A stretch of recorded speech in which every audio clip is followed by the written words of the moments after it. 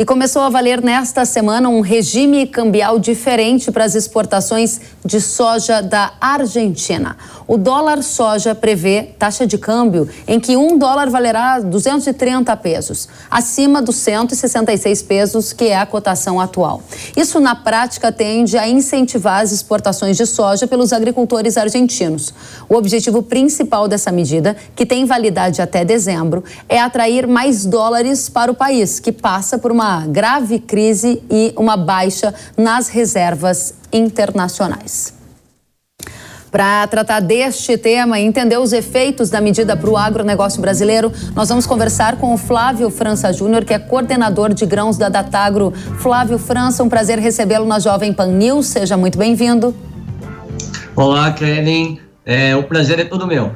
Obrigada pela presença. E a gente vai direto ao ponto com você. Quais são os efeitos do dólar soja e quais efeitos ele já gerou em exportações de soja argentina? A Argentina tende a continuar adotando essa medida na sua avaliação, Flávio? Olha, Kellen, é uma boa pergunta, né? Uma boa pergunta, porque o regime cambial da Argentina é um regime bem confuso, tem uma série de câmbios para tem vários tipos de câmbio para vários tipos de operações.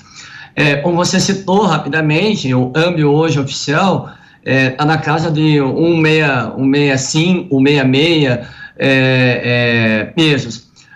Então, a estratégia do dólar soja, ela foi usada justamente como uma medida de alternativa para poder fazer algum tipo de arrecadação emergencial, já que a taxa de câmbio de mercado paralelo ela é infinitamente superior à taxa de câmbio oficial. Então, foi uma maneira que o governo, de maneira artificial, né, de maneira distorcida do padrão normal, o governo criou para tentar estimular a exportação. Na primeira rodada, Kelly, para você ter uma ideia, o total de contratos feitos pelos produtores foi de 16,1 milhões de toneladas. Né? Então, de uma safra de 43,2 milhões de toneladas, foram contratados, os produtores venderam 16,1 milhões de toneladas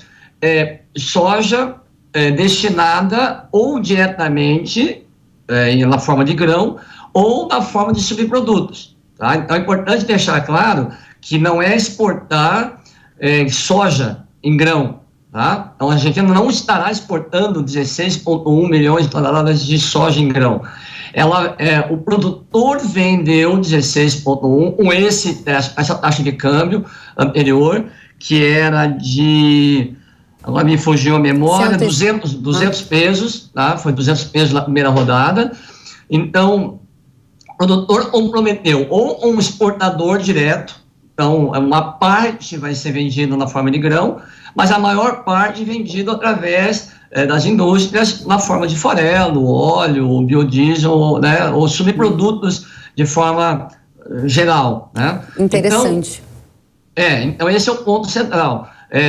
Às vezes as pessoas confundem, não, a Argentina vai exportar 16,1 milhões de grão. Não é verdade, tá? Não é isso que vai acontecer.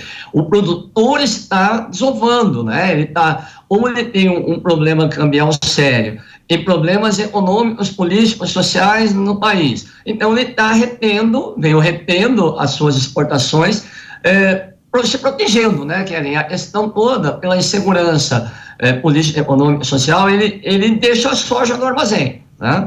E agora, estimulado por esse câmbio, na primeira rodada foi um bom volume de soja compromissada pelo produtor, né? Então ele desovou, isso foi para exportação direta ou foi para a indústria, a maior parte para a indústria, para ser vendido na forma de farelo e óleo. Nos 2 primeiros dias, que é em segunda e terça, já foram mais 870 mil toneladas, né, de compromisso com dos produtores vendendo a sua soja um destino na forma direta ou os produtos para exportação. Então, basicamente, a medida tem efeito, né? Ela induz, ela estimula o produtor a soltar a sua safra. Isso é um fator de baixa para o mercado internacional, Kelly. Esse é o ponto onde eu gostaria de chegar para toda a nossa audiência ficar na mesma página, né? Então, em outras palavras, e me corrija se você não concordar com o que eu estou dizendo, Flávio, é criado um artificialismo. A gente poderia até chamar de um subsídio, porque, de uma certa forma, a Argentina vai lá, ela cria uma taxa de câmbio que fica artificialmente diferente daquela que seria a oficial. Eu sei que a Argentina tem mais de 15 taxas de câmbio, tem mais essa, dólar soja, dólar exportador. O efeito colateral é que o produto do argentino, do agricultor, fica mais competitivo. Aí você disse, um dos efeitos pode ser baixa no preço internacional. A segunda questão que eu gostaria de saber é qual é o efeito para o sojicultor brasileiro. Afinal de contas, nós somos um dos maiores exportadores do mundo e estamos vendo o nosso país aqui adotar algumas medidas artificiais. Que efeito isso gera num futuro próximo, na sua avaliação?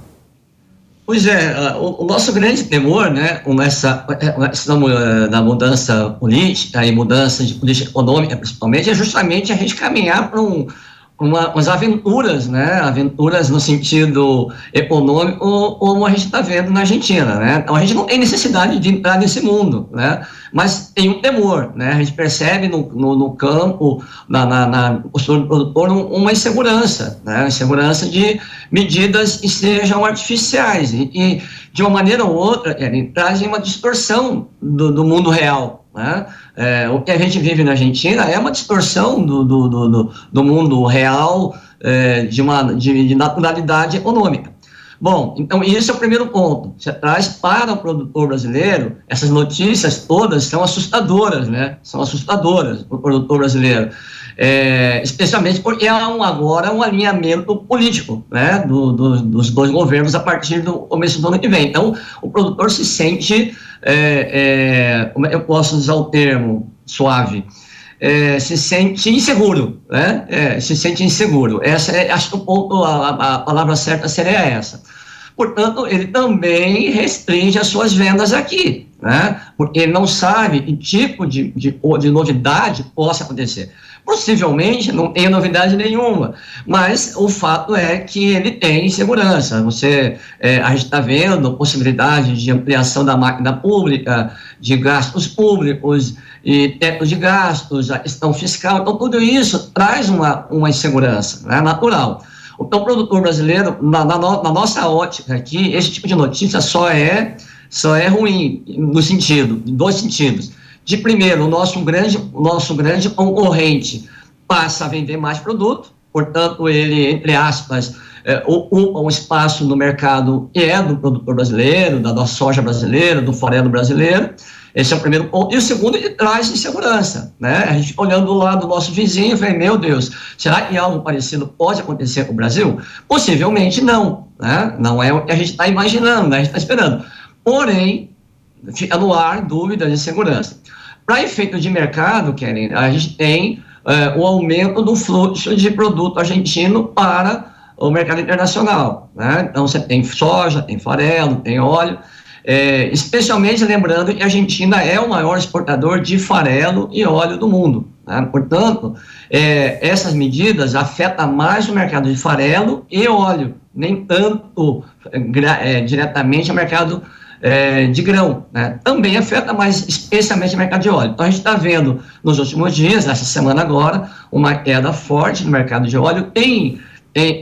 Não é só isso que está derrubando o mercado de óleo, tem a questão do consumo norte-americano para bioenergia, tem a questão de climática também, né? Com essas chuvas que nós observamos na região sul do Brasil, na Argentina. Então, melhorou um pouco a questão de clima na região sul, né? Não tá 100%, mas melhorou um pouco. Então, são essas variáveis que derrubaram um pouco os preços no complexo soja nessa semana.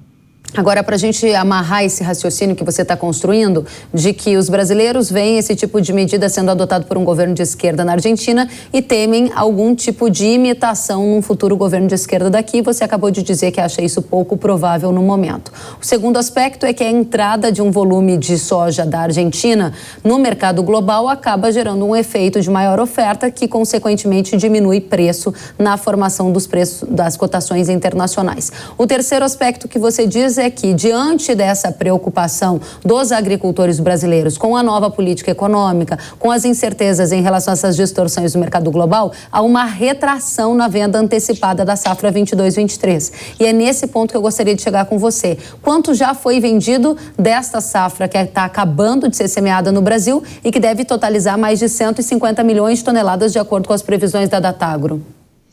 A gente está assim, ó, da safra atual, né, que a gente está encerrando, nós já estamos com mais de 90% negociado, em torno de 92%. Aí uns números podem ser diferentes um pouquinho, mas 92%, 93%, 94% da safra atual negociada. Então, um pouco acima de 90%. O que não está muito longe da média, tá, Kelly? Então, a safra velha está na finaleira, como a gente diz.